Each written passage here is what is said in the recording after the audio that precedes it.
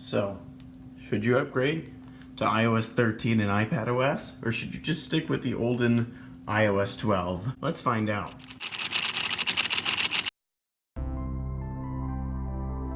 So, as you can see here, I've got an iPad Air 2 and an iPod 7. Both of these can run iOS 13. And I've got an iPod 6 and an iPad Mini 2. Both of these cannot run iOS 13. So I'm just gonna get right to unlocking these things. And I know it's gonna be annoying with these three because they all need a passcode because none of them have Touch ID. So as you can see, we've got all four devices up here. And you can see here is the iOS and iPadOS 13 side, and here is the iOS 12 side here.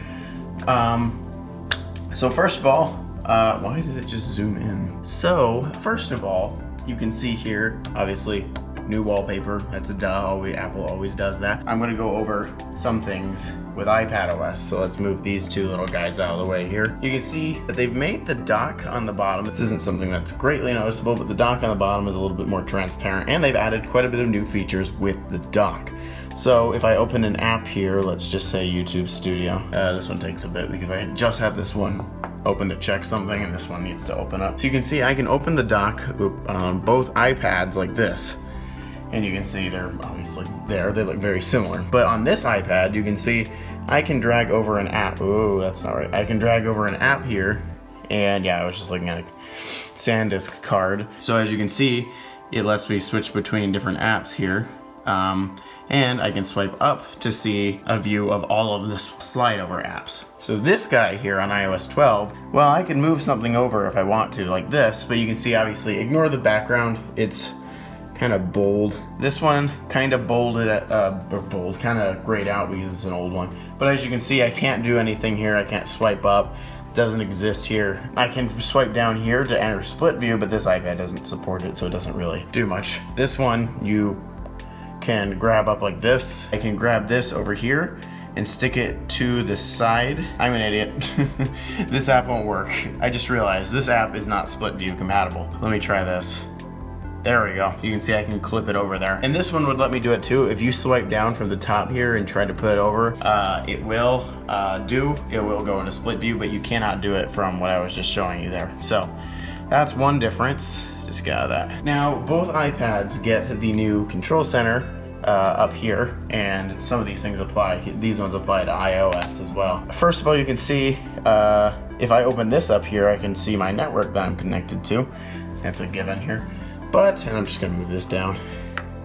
You can see here, this one I can hold down and see through all the Wi-Fi networks that are on the network here. This one, it does not let me do that. That's obviously a change with this iPad that wasn't on this one. Again, there's another one here that applies to iOS. They've moved the volume from being in the center, as you can see, pops up right there. It now shows up, where are the volume buttons there? On the top. It says ringer up there, I don't know if you can read it. But yeah, it now appears on the top. Another feature that I want to go over here is something called dark mode, and this is on iOS 13 as well. It's not just iPadOS, but on the old one you can see I can open this up here, and there's an option for night shift. Obviously that makes the screen, oopsies, that makes the screen a bit more yellow. But this one, not only does it have night shift right here, but also has dark mode, which will darken the background and will darken the dock on the bottom, and it will darken any that's in here. Notifications go dark. I just didn't have any, so I couldn't really show you what I was talking about. We're gonna move over to iOS and give it a little bit more spotlight. So now you can see we've got iOS 12 here and iOS 13 here. And you can see, or as I mentioned earlier, most of the features that I showed you apply to these two devices here, although not all of them do. Obviously, like the multitasking ones, they don't really. So yeah, I went over most of them, but I'm gonna just recap here. You can see on this iPod here, again, no dark mode. This one has dark mode. I'm not gonna really go over that again. Here's something that I wanna mention here that I didn't mention on the iPads is they added a haptic touch virtualization to iOS 13 here. And they also have the volume thing that I was talking about. It's funny how on the iPod it makes a noise. On devices that don't support 3D touch, they've now added features to that, They've now added 3D touch features to iOS 13. As you can see here, they're now there. And if you want to have the apps go into wiggle mode, you just hold a little longer like this, and you can see it enters wiggle mode. The old iPod didn't have anything like that. You can see it just did that. Now Siri apparently on the older iPod has a bit more of a robot-y voice than this one, and I will show you a clip from the demo of what that sounds like. Scale, a state at which the enthalpy and entropy of a cooled ideal gas reach their minimum value, taken as 0. Absolute 0 is the lowest limit of the thermodynamic temperature scale, a state at which the enthalpy and entropy of a cooled ideal gas reach their minimum value, taken as 0. The Siri sound is a bit better. Like, let me do this. What is the weather like in Florida? Here's the weather for Tallahassee, Florida today. Here's the weather for Tallahassee, Florida today.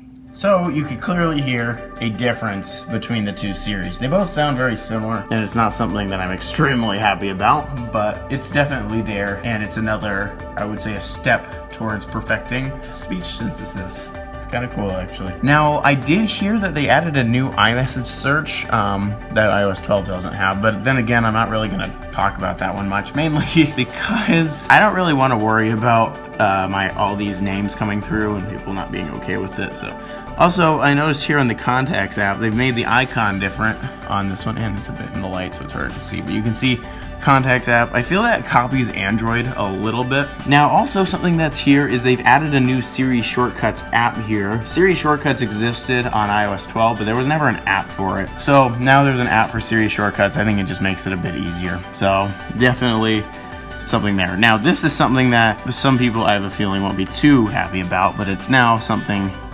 that is here, and it is an iCloud Drive. So you could, why is it showing an iPhone 10? Wasn't like that on the old one. That's kind of an odd bug, actually. Didn't think that that would happen. I'm just gonna turn off iCloud Drive. I don't use it. So you can see here, you can see the document files here, but this is something new that I am very happy about. So you can see you can now make a folder on the main part of this, and I can make a folder with anything I want in there. And it is really cool, actually. That didn't exist on iOS 11 or 12. They added that to 13. Took them long enough. Now you can see in my pages here that I do have some documents. This one has to stay this way. I can't really change that one. But this one doesn't. I can move these ones out now if I want to. But as you can see, let's say I want to move this file to the root of this. The root is just the beginning right here. I could do that if I wanted to, as you can see here. I'm just going to pop that back in there, though. There. Now this one though, let's say I want to move this is a folder or file, would do the same thing. If I moved it outside of here, first of all, it won't even, okay, that was weird, my recording crashed. Like I said here though, you can't move this. If I try to move this out of here, first of all, it won't let me, but I can't see if there's a no symbol on it or not. But you can see, yeah, you can see it didn't let me do that, and if you try to move something from between tabs, it will just show a no symbol. It just doesn't like you doing that. So, yeah, new folder's up there now. That's what I was wondering. But you can see new folder exists on here, not on here. So yeah, definitely something that I find a huge improvement. Very happy about that part, definitely. And now, I forgot to mention the new Files app on here lets you now connect to a server. If you go up here, you can see scan documents, connect to server, edit. This one, edit, that's it. That one just has edit. There's nothing else there. So now you can connect to a server, and if you want to, like let's say you have a home server, you can access your files from any device now. And on, forgot to mention about iPads, you could plug in, if I had an iPad Pro, it'd be easier to show, but you could plug in stuff now through that port, the USB-C port, and you can copy files to USB drives now. It's really cool. They're making it more like a computer, and I'm very excited about that part. So what do I think about iOS 13 as a whole? And honestly, I will say that iOS 13 does have its strengths and it does have its weaknesses.